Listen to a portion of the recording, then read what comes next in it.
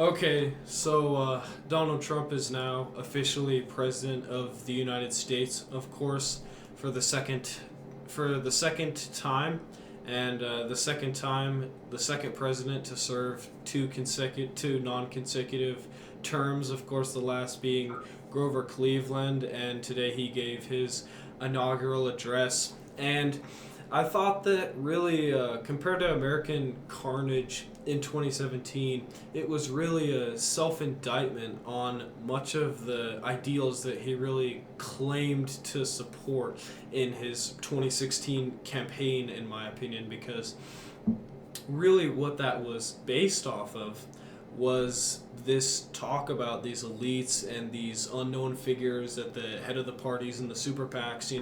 Everyone remembers at the 2016 debate against the other Republican candidates, the Republican debates, when he said something offensive. I don't remember what he said, and then people booed him, and he was like, "Oh yeah, that's all your donors. That's all those super PAC guys." And now he's practically aligned with them.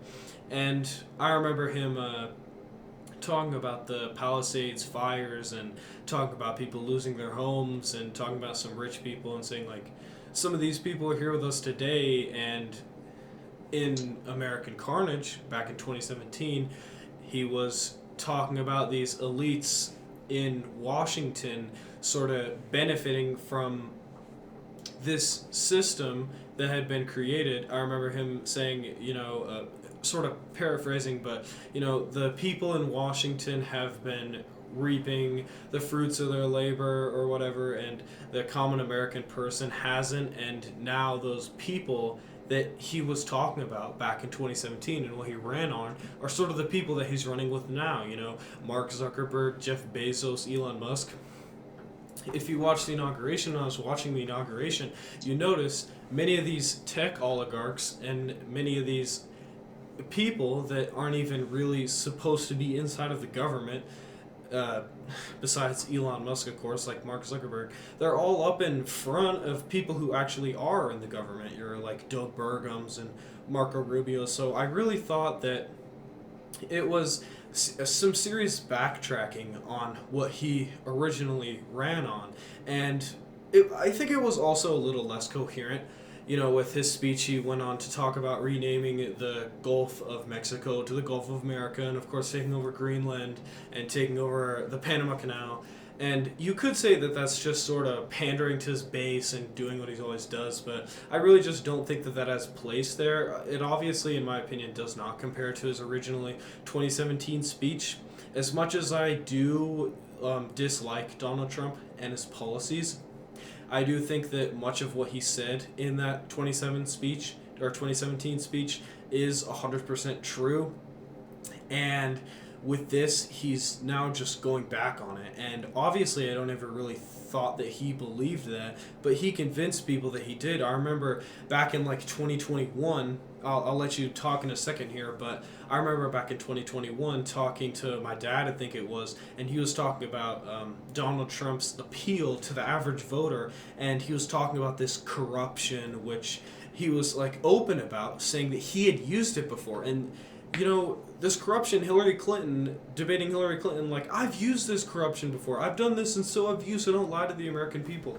All of that is practically gone now, and it's just replaced by this fake populism, in my opinion, that really is just a complete lie and just sort of like integrating Elon Musk into the campaign trail. Elon Musk is kind of in some hot water right now because he basically did some sort of a Nazi salute, allegedly. No one really knows what he meant by it, but of course it's just not the same in my opinion. But what do you think about this? So I didn't follow as much with the inauguration. I was following more what happened more after the inauguration. So an interesting thing that I found was that pretty soon after, he withdrew the United States from the World Health Organization. He did this in his first term, and Biden reinstated it. But I think it does kind of make sense. Like the reasons he cited was the United States pays $500 million whereas China only pays 36 million, and they are a lot bigger than the United States. They have more people. So I mean, it does kind of make sense. He said, quote, they wanted us back so badly, so we'll see what happens. So yeah, that will be interesting. Another thing that he did was pardon. He issued around 1,500 pardons for the January 6th uh, rioters. I think. I mean, I do agree with that. I think with I think it's very similar to what Biden did. I think he pardoned like his whole family and Anthony Fauci and all those people. It's like, why would you pardon these people if they didn't do anything wrong? So I found that really interesting. Yeah, sorry for my fan or my heater being on. It's negative 10 degrees outside, so yeah, that's usually we turn that off for this recording, but it kind of has to be on right now just because of how insanely cold it is right now. And it actually was so cold in DC too that they did move it indoors, of course, which I just found really depressing. I didn't think that that was anywhere near what the inauguration really is meant to signify. But on the pardons, I actually searched up on Google, and I think I kind of blocked out your camera for a second because I forgot that that happened. But it was true, and I didn't know that actually, that he withdrew from the World Health Organization. But on the pardons, I would just say like Biden pardoning his son, it didn't really surprise me because Karine Jean-Pierre had been telling the public for a really long time, of course, that that wasn't going to happen, and that's kind of what you have to do. I mean, if you're running for re-election and you just pardon your son, it isn't the best look, but one, I expected it, and two, I really don't care that much about it. But when you pardon 1,500 like domestic terrorists, I mean, these people are literally terrorists. They like basically threatened our democracy to its very core. I really just find that extremely problematic because you're setting a precedent that if you do something in service of the president that completely breaks the law, you have like a chance of immunity, which is kind of changing my perspective on the presidential pardon because I kind of am one of this perspective that it's a good thing and that while the executive branch doesn't have a ton of power, I mean, they can issue executive orders, but they can get withdrawn by the next president, and they can't do much, but they do have this, and it's a good thing. You can also just pardon the elite, and then the elite don't have accountability, like both with Anthony Fauci and, all of Trump's cronies.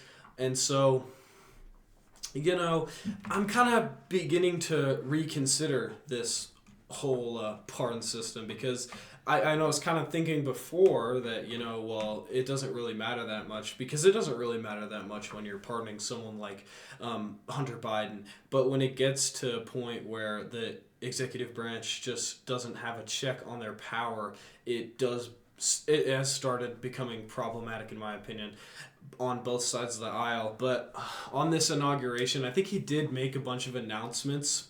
One of the most notable being the whole like drill baby drill thing, basically announcing that he's gonna ramp up, I think, oil drilling inside of the United States.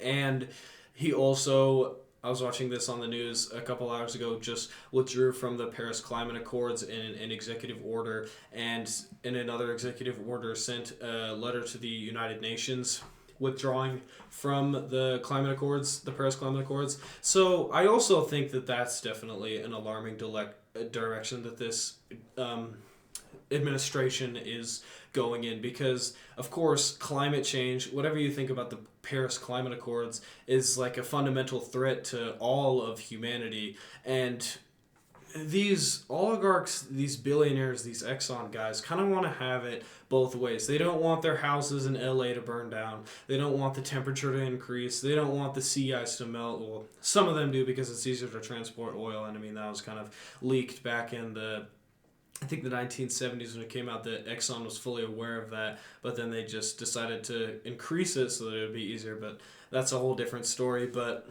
then you have they also want to make all this money and prevent this change. So you have the possibility of nuclear power, and then these companies just sort of shutting it down because they're afraid of losing their money. So again, with this fake populism, I mean, if you're in South Florida and you voted for Donald Trump, and then he withdraws from the Paris Climate Accords and lets these billionaires drill wherever they want and doesn't care about global warming, you are going to suffer because of that. And when Antarctic sea ice doesn't show up as much, and when the glaciers start melting in Siberia and in Greenland and Antarctica, and the sea level starts rising and your houses are destroyed, there's only going to be one group of people to blame for that, and that's of course this administration and the billionaires and the oligarchs that have come along with it. And so, like the many of the people, and this is true for many aspects of voting for Trump, I think, but many of the people who voted for Trump as a solution, as like a kind of, I mean, like, I could see how you wouldn't want to vote for Kamala Harris if you were a working class person, because Kamala Harris didn't really provide a solid solution to Joe Biden's economy, and she didn't really make a good case that she was different from Joe Biden. But if you also voted for Trump, then you are likely going to suffer because of that. All these people in the South, like near the coast, the sea level is going to rise, your houses are going to be destroyed. In Florida, it's going to, you know, destroy your house is going to be underwater. If you're in California, of course your houses are going to burn down. Like, what were you saying? Well, I mean, I think, yeah, but there's also a lot of hypocrisy on the left, I think, with this, because all these people keep saying all the oceans are going to rise and all that. First of all, there's more polar bears in the world now when they said they would all go extinct.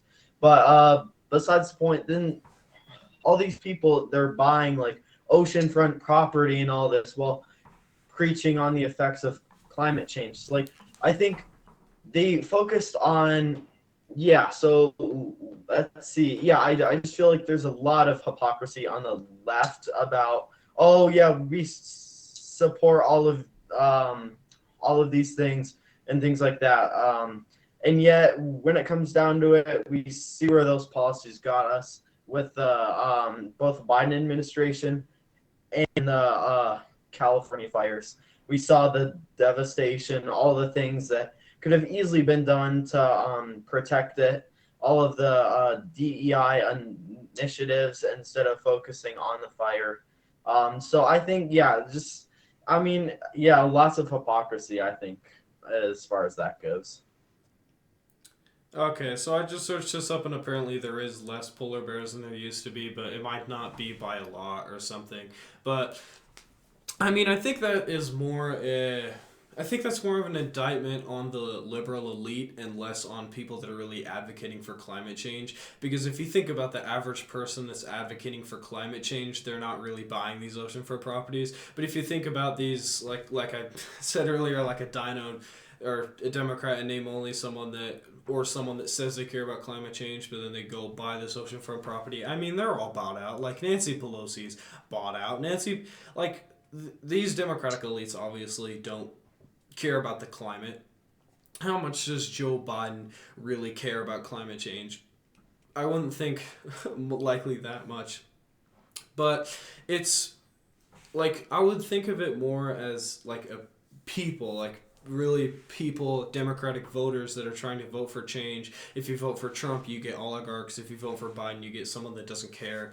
But yeah, that's really all that I have to say about that. But I think that some of the other announcements that he made, another announcement that he made was to start categorizing Mexican gangs as terrorist groups. And originally I thought like 100% this is great, we should definitely do this. But if you really consider this, Crystal Ball tweeted this out today, that it would actually allow Donald Trump to go to war with Mexico without congressional approval, which in my opinion we shouldn't do. Obviously we have to do something about these gangs, but is a solution just to just to invade Mexico? No, it would be absolutely devastating, not only for the Mexican population but also us, and just further destabilize Mexico. And let's be real, Mexico really isn't that stable of a nation to begin with. So that is another problematic thing. And then he also openly advocated for imperialism. So Donald Trump actually did use the phrase manifest destiny openly in his inauguration speech,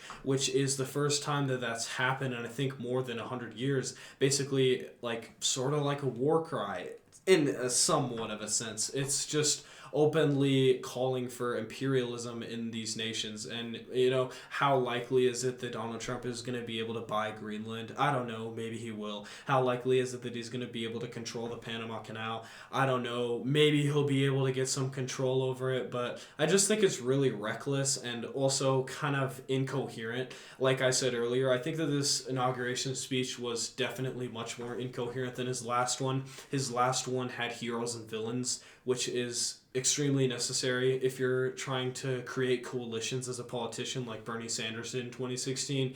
You have like the heroes, which are people fighting for change and like yourself, and then you have villains, which are the elites and the billionaires and Silicon Valley and all these people that are actually making the world worse. And Donald Trump did have that in 2016, and this time around his only villains were just like Joe Biden and the Democratic Party, and not really these people that are doing these bad things in the world as corporations, because all these corporations are now in bed with Donald Trump. They're all working with him now in order to secure their interests in this term to 2029. So about this, like, I just find it like, you can talk about all these different things that he announced in this speech, but it's sort of hard to determine how much of it really is just him rambling on like he often does, and how much of it is just satire and Donald Trump being a crazy guy, because he is like a crazy guy. Not to say that Joe Biden is the most sentient guy ever, but that's yeah. Yeah, I mean, I think as far as the imperialism thing goes, I mean, I do think, yeah, there is something to be said. Yeah, we certainly shouldn't like go to war with Mexico or things like that. But I do think, at least with the Greenland deal, it does make, when you look at it, like a lot of sense for the United States to purchase Greenland. Um, because like if we don't purchase it, it's so rich in natural resources and stuff like that. Probably either China or Russia either will purchase it or just take it over. Like who is really protecting it? Is it going to be like the Dutch government gonna fend off the Chinese army? Like it really is crucial. We already have military bases there, and I think yeah, it would certainly be very beneficial for the United States to purchase it. A lot of the people in Greenland want the United States to purchase it. Yeah. Well, I would just say like it isn't owned by it isn't owned by the Dutch government. It's owned by the Danish government, Oh, and also Denmark is in NATO, and also who's going to defend it? Well, you just said that there are U.S. military bases in Greenland. Denmark has been extremely standoffish on this deal with the United States, and I mean, like, what are the two paths for Trump buying Greenland? There's basically like there's two paths. One is he invades Greenland by military force, aka invading a NATO ally, which would be a absolute disaster in every possible way. And then you have the Danish selling it to us, which is practically impossible. Donald Trump actually did try to buy Greenland, I think for $100 billion in his first term, but if you think about it, like there's no chance that Denmark would ever sell Greenland to Russia, because Denmark is part of NATO, and therefore Russia is effectively an enemy of Denmark. And while there is definitely ramping up geopolitical value for Greenland in terms of China and Russia, they're more just like China surround. I mean, Russia is building more and more bases in the Arctic. China is like sending ships out there and trying to claim more of a foothold, even though they are not like an Arctic nation like the U.S. is with Alaska, Denmark, Canada, Russia, and of course Scandinavia. But they there is value in this, of course, still too, and I don't think Denmark wants to give this to anybody. Of course, Denmark is a Scandinavian nation, and I don't think that they're gonna start exploiting the natural resources of Greenland because they're one of those, sustainable countries. And like, do I support us buying Greenland? If Denmark wanted to give us Greenland, yes, I think we should buy it if they like offer it to us. Will they ever do that? No. And do I think it should be a priority of Trump's? Probably not. I mean, just because something would be a good deal for us doesn't mean that we should try to secure it. But yeah, of course, what else did he say in his inauguration speech? I mean, he basically the first, I think, around 15 minutes of it, around maybe 12 minutes, were just searing the Biden administration on all of their uh, prices increasing for everyday Americans. Of course, I've said what I think about that. Part of that is inflation, and part of it is just private equity buying up houses and like corporations like Zillow, and then you have grocery stores ramping up their prices and making record profits even adjusted to inflation. So part of it is Joe Biden, and also definitely is Joe Biden refusing to do anything about that. I'm not trying to defend Joe Biden. I'm kind of trying to place the blame more on these insane corporations. But it was really originally first an indictment of the Biden administration, then sort of transitioned to what Trump is going to do, and then just kind of got incoherent. I know he mentioned like a MLK and like today is MLK Day and we're going to fulfill MLK's dream, which was just like the weirdest thing that doesn't really make any sense. And also, Donald Trump, in my opinion, is a racist, so it doesn't really make that much sense on that front either. So, just really, it wasn't.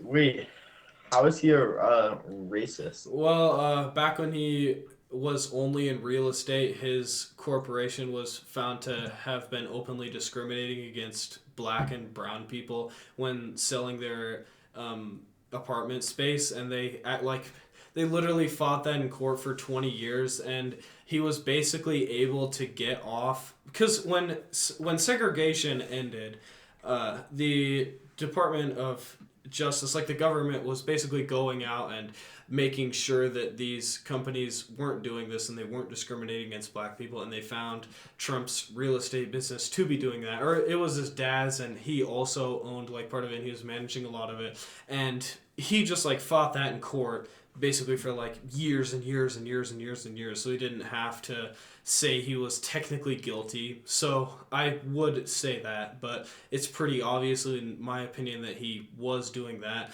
Of course, he refused to actually condemn KKK protesters because he knew that, like, there's a saying which I actually agree with, which is not every Trump supporter is a racist, because I think that most Trump supporters aren't racist. I think that many Trump supporters are simply people looking for a way out of the Biden era, which, frankly, I am too. I just said frankly, but whatever. Frankly, I am too. Or people that don't feel like don't feel like the change candidates have really changed anything, or any of these ways. So not all Trump supporters are racist, but all racists are Trump supporters, which like Donald Trump repeatedly has basically sort of admitted is true. I mean, like I just said, he refused to condemn KKK terror, or I think it was the Proud Boys, yeah, in that 2020 debate with Biden.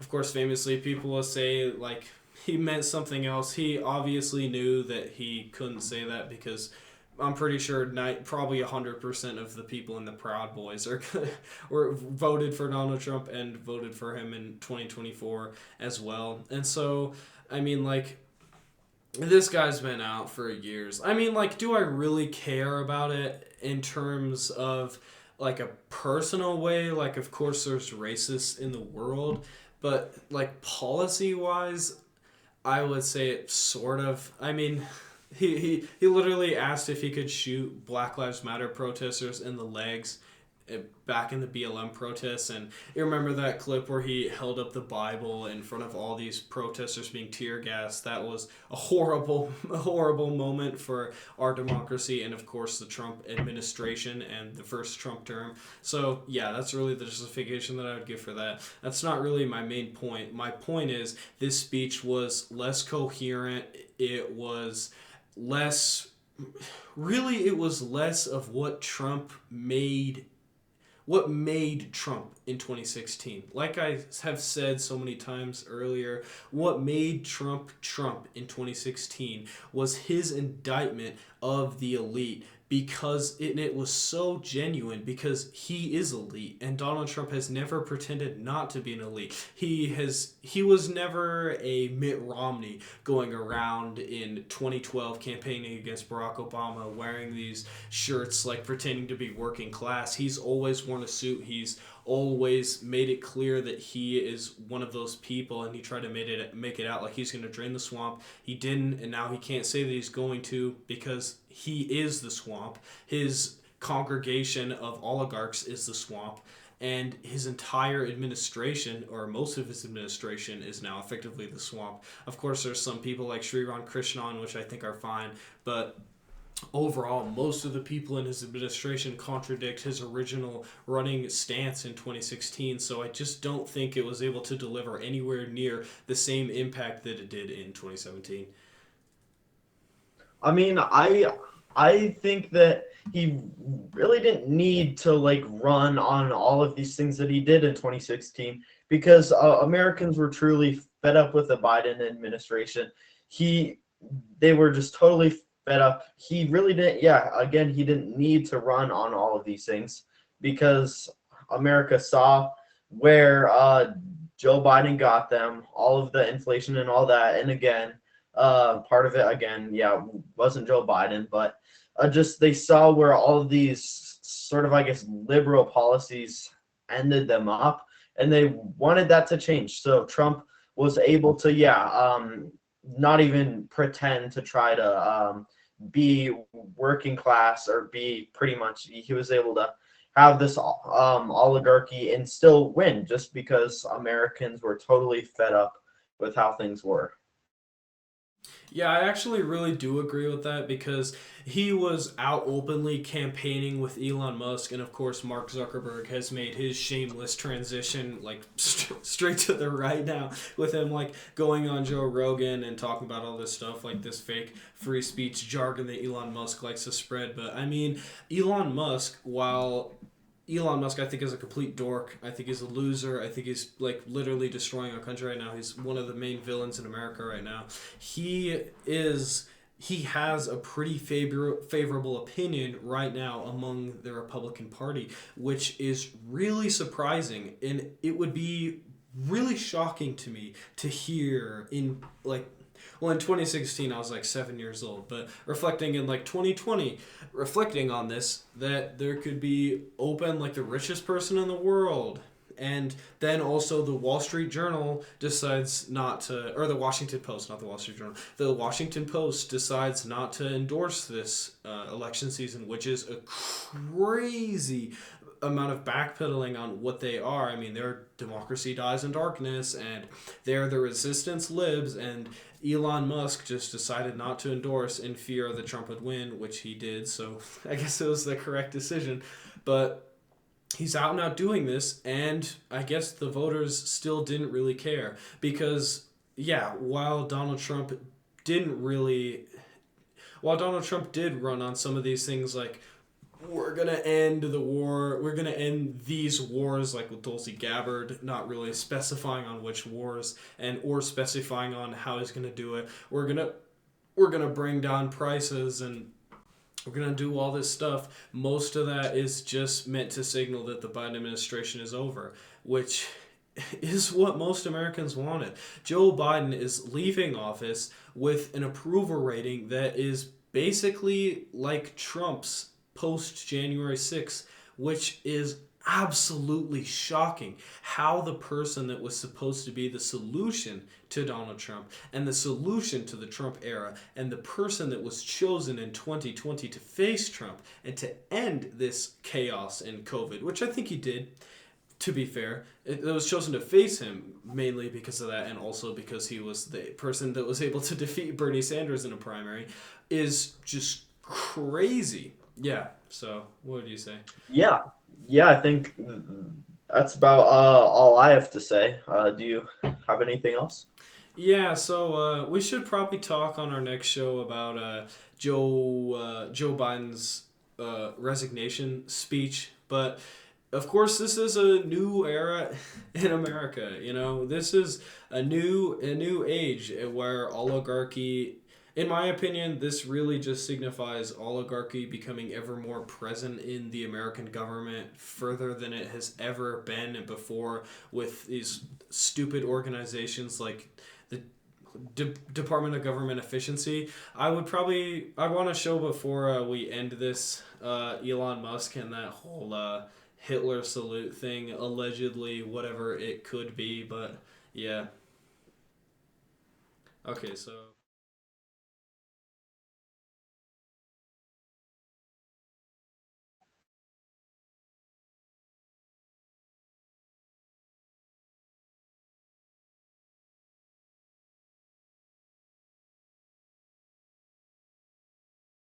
And I just want to say thank you for making it happen. Thank you.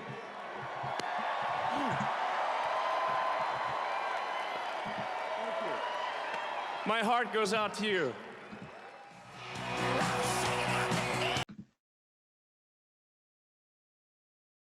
But I'm pulling it up on my screen right now. Okay, yeah, so you can go see that. But I mean, this is really just this era of complete shamelessness for being very open to the oligarchs and, you know, these billionaires sitting in front of people that will actually be involved in Trump's second term in his administration is really shocking. But yeah, here, are you seeing it?